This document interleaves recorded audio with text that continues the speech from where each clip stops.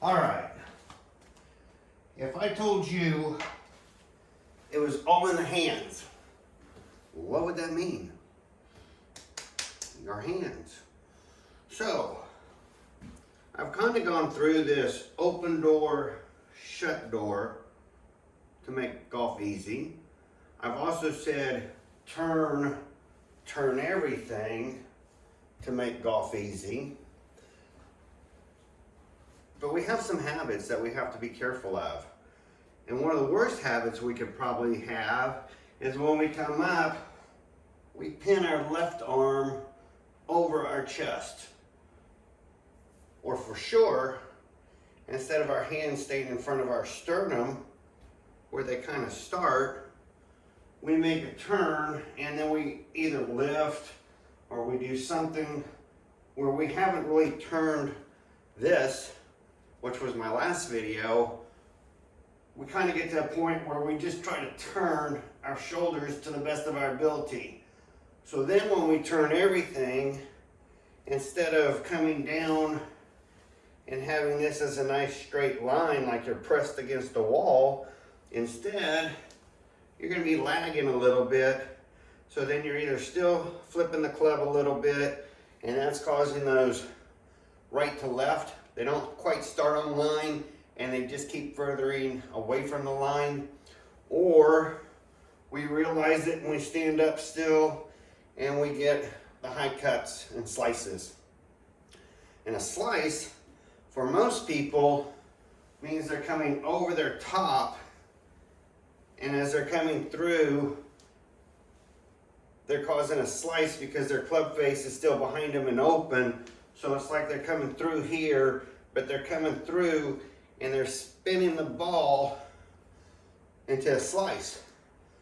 Your better golfer, when he starts slicing, it's more likely not closing the club face, coming from way inside. So you have choices. If you come way inside, you can hit hosels because you're leading with the hosel. You can actually come up and hit half the ball, just the left half, and it'll look like a slice, but that's usually when you stand up and you're towing the ball. So you can also come around this way because you're turning, but your shoulders aren't turning. So your shoulders need to be turning as you're turning. So I say it's all in the hands, and what do I mean by that? Probably a lot of y'all are going to feel comfortable like, yeah, this really works. I can come up and I can turn everything and I can hit a good golf shot. The problem is you start trying to add power and speed, and then you no longer have everything in sync, and so now your timing is a little off, and that's probably because you're now getting back. Even though you're making a turn, you're getting so far back here that unless you really open up that turn to square that club face, you're still having to make adjustments because you're not paying attention to what's going on. And I know it's difficult. I'm not going to hit this ball, but I'm going to have to put it down here. So if I was looking at this wedge, and I lined it up the way I like it, here, my hands are leaning forward, I got some weight pressed, and I'm probably going to slightly make sure that my hips, instead of being here, are square. So I'm going to kind of tuck my right cheek a little bit this way to start off, so that when I come around, my cheek is behind me, and then I can come through. And you can see, if I actually start to turn, there's that look where we kind of get this straightened up, we're pressed against a wall, we're still coming down onto the ball, and life is good. Wedges are very short clubs, however, and so I try to tell people with a wedge, if you get back, the further you get back this way, the further you better get this way to square it. Because if you get back here and don't, then you are not, no matter what you try, you're not going to square that ball. So once your weight's back here, you're dead. So that's why they like to have you on a wedge. Up front, little 60-40 kind of action gives you ability to come in square. But then we have other clubs to work with. And then we have woods, fairway woods, drivers, and whatnot. If you're going to have a swing thought, and you've been working on this turn everything, that's probably been a good swing thought to start with. But eventually, if you start getting your hands too far back, then everything's going to have to come back to the hands. The hands, these are the only thing that connects this to your body. So now, if you want this connected, you got to think, what do my hands need to do? And if you can't keep this angle pretty well the same, coming all the way back and coming all the way back down through, then you're going to have your swing thought, I need to get my hands back as I turn the ball so I can come in square. If not, my hands are back here, bad things happen, and this whole turn everything was supposed to take care of that. So what I mean, if I get back here, turn everything, it was a little fast, but it was a straight shot. So on your wedges, get your weight 60-40, you should be able to pre-cock that hip a little, come up, hit straight. Should be easy. Then if you go to grab an 8-iron, and again, you're just thinking, hey, he just told me I just need to turn everything. Well, there's your 8-iron. But now, some of y'all want to hit longer. Some of y'all want to compress the ball. And so some of y'all are trying to swing harder. Let me step up here. If I swing the club to here and turn through the ball, I'm going to get X amount of club head speed, especially if my shaft is kind of flat. I'm only going to get X amount of club head speed. That's all I can generate. If I start getting this cocked here and throwing my hands, not the club head, throwing my hands down as I turn, now I've got a bigger arc. I can get a lot more power. So what do I mean by that? When I'm saying, guys, I need you up here and out, and then I say turn as you turn everything, I'm saying your shoulders come through the ball, your hands still have to get to here before you start your release. If they're back here, you're dead. If they're up here, you're okay. But I want you to start swinging, starting deeper. So for those who were always casting over, or even just slightly as they started to turn, had that little bit of movement going forward with the club head, it's probably hard to come in square. But if you change it, see how I do that? Hands behind, hands closer in front. So if I get a bigger turn and keep those hands down, I can go almost past the club head over the ball. Well, that tells me my club head versus my hands were really far apart. So I'm going to tell you, and then I'm going to help you. First thing I'm going to tell you is if you're coming here and doing all this turn everything correctly, but you're late, you're only going to have so much effect. You're only going to generate so much club head speed. But if you want to start coming back here and then turning through that ball, see what happens? You're going to top a lot of balls. It's going to drive you nuts. And you're going to be like, Randall, I can't come from back here. I top all the balls. Well, there's a reason for that. Timing and in sync. You have to sync this up. So for all the guys who play the whack-whack golf, whack-whack, they get a good shot. and go back. They're going to play whack-whack. Whack-whack is how fast can you get it up and down. That's whack-whack golf. That's all arms. That's hardly any body. You're going to have to slow these down a little bit when you first start off. So if you want to come up, get back here and start your turn into that ball to hit, you're going to have to slow down. If you want to generate more club head speed, quit trying to turn faster, try to get more this.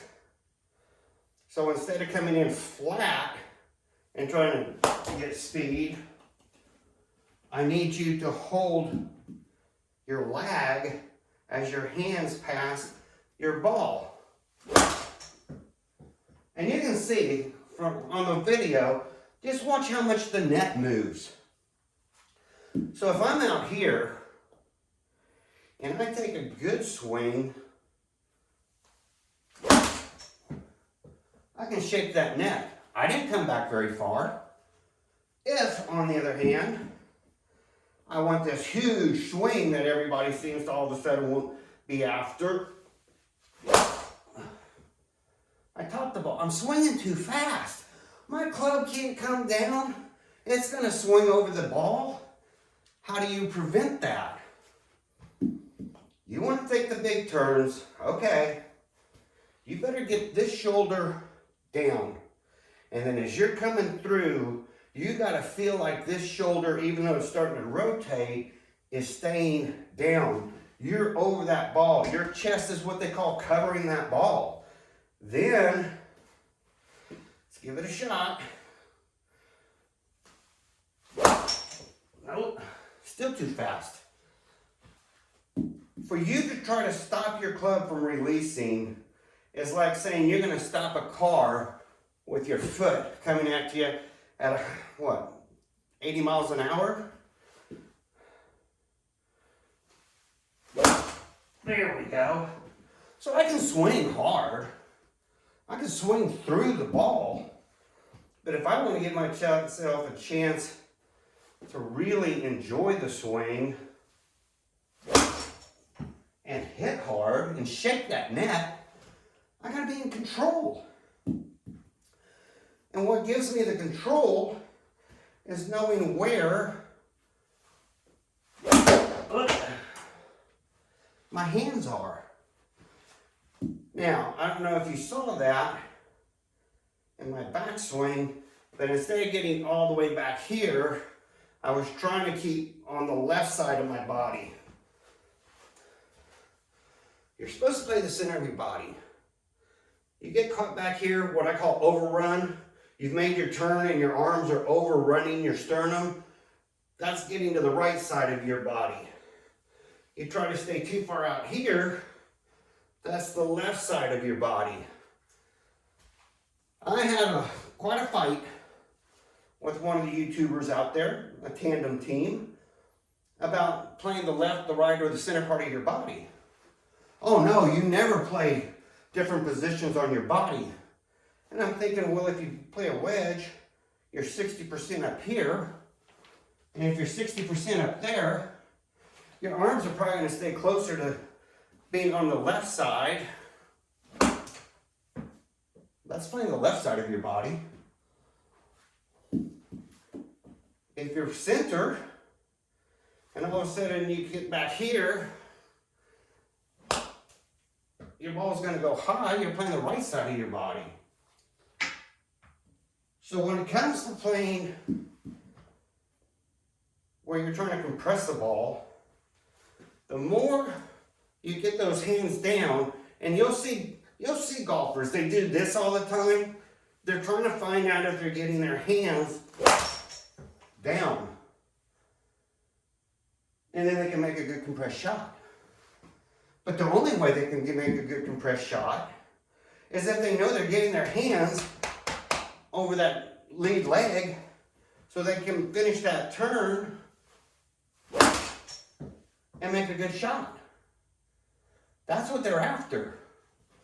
So you'll see me now. Yeah, I like playing around. And I like these big shots.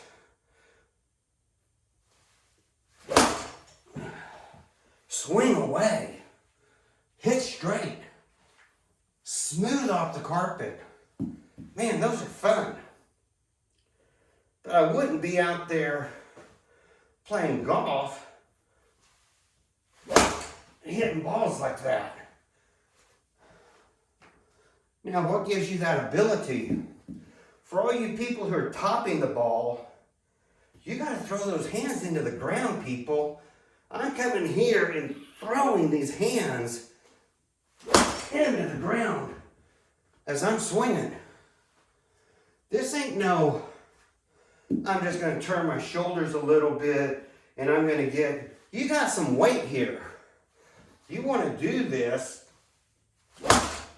and get through that ball, you better be throwing, not club out. No. Yes. And get those hands back and turn through that ball. Now, what happens if we do this?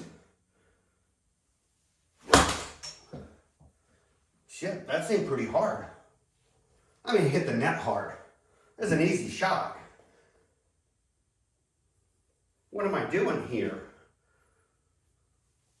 A little thin. I'm turning with my legs. I'm trusting the system. And I'm just smacking the ball. So what happens if I add more to the front of the swing? Forget back here for now. Let's get up here for a second. So now, well, I can hit pretty hard and pretty accurate. So I don't need a whole big swing behind me. I need to swing through that ball. Well, put my clubs back in order. Let's talk about that 52-degree wedge I was setting. So a lot of y'all are getting this down. People I'm working with, boy, that's interesting. They have some of those. Throwing too far, back weight, not getting through. That'll take care of that one.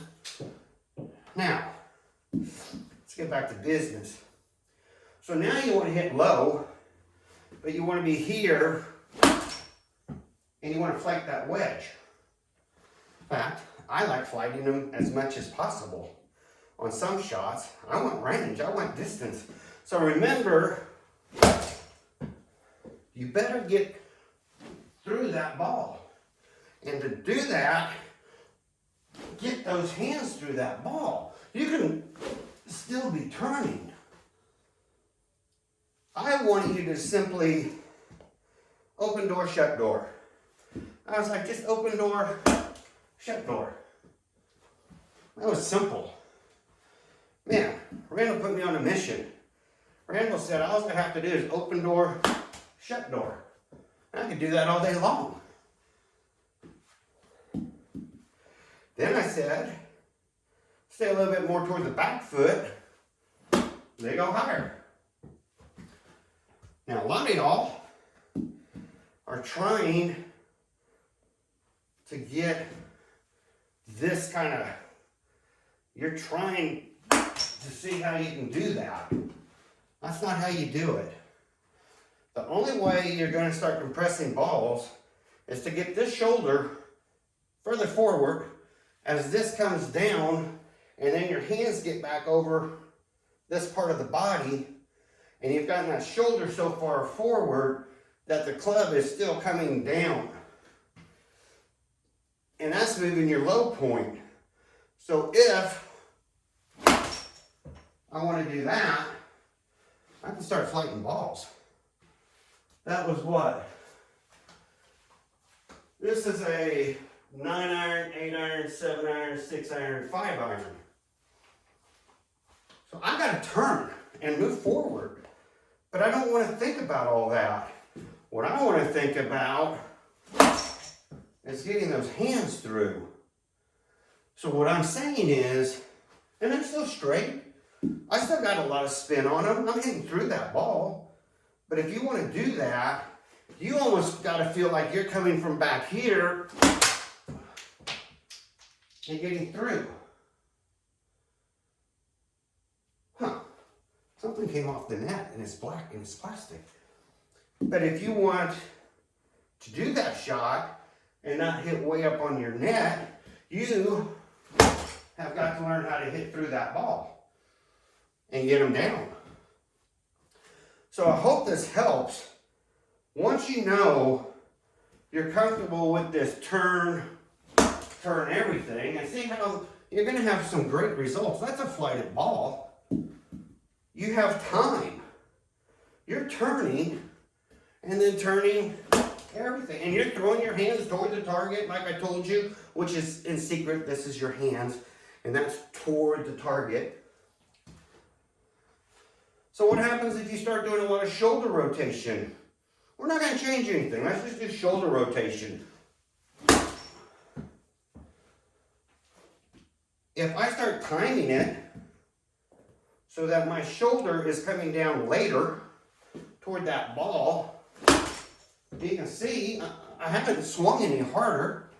I'm rotating later, and I'm letting that club basically, instead of coming back here and down and trying to get it through, I am coming forward as it's still coming down, and that de-lofts my club. So I'm just using more shoulder to hit down. On our fairways, for those who aren't playing at Rebecca Creek, you're probably thinking, man, why you gotta hit through the ball? We don't have grass. You don't have grass. You better start hitting through that ball. I now go to a place where there's a baseball field and it's all hard-packed sand right now. It's for the little kids.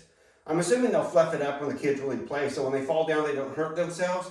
But right now, it's hard-packed. And I love sitting here and seeing how I can hit through that ball and get my divot further and further in front of that ball. I'm trying to get, on a 52 degree, my divot to be 5 inches in front of the ball. Well, that's de-lofting, people. And then you can start doing that. See, if I raise up just a hair higher and make that turn, but do everything I did, I pick it clean. It's a little thin because I didn't slow down my turn. So you can start doing a small little hit, you get plenty of power, but if you start turning the same speed and get everything the same, oops, didn't. That's why we call it practice.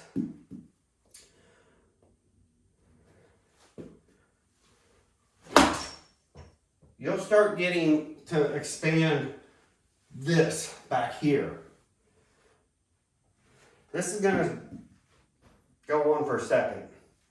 For those who like to go up and don't like to go back, which I am a back. See, that's hitting over the ball. That's a scary one. That's too far forward. Instead of coming down behind the ball, I actually came down right on top of the ball. That's why I like coming back, because it gives you more time to react.